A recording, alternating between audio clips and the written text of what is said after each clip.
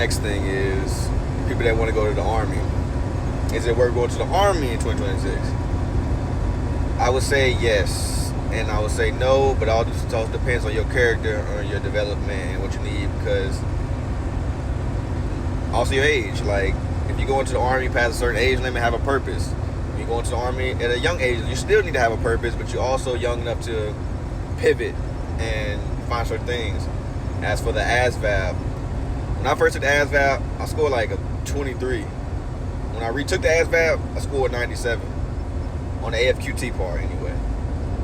And I did that by studying math on YouTube and stuff like that. I also had the ASVAB for Dummies, but like I don't know if the ASVAB for Dummies works, to be honest. But this was back in 2013, and I'm not saying it don't work, but you know, I needed more hands-on and lectures and learn from somebody like that. I would go to the library every day, study for like 2 hours a day. And as for the word knowledge and stuff like that, I was always good with like making stories and stuff like that. So my wordplay was kind of like lengthy, and that all comes from just trying different verbiages and like writing and stuff like that. But the whole emphasis I'm getting to this was when I joined the Army. I joined at 18. It was a different experience.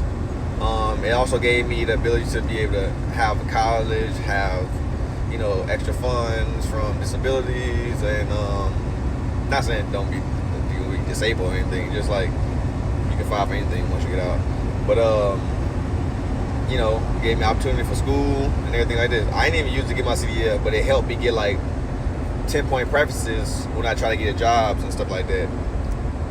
But I would say that is, when you go in there with a purpose, I was a human resource specialist, and with that, it put me in different like life categories, and it helped me out a lot. Like, it helped me out a lot, and I'll say that for a reason, like, because I was able to advance and do certain things in life, and it also gave me the structure I needed at a young age.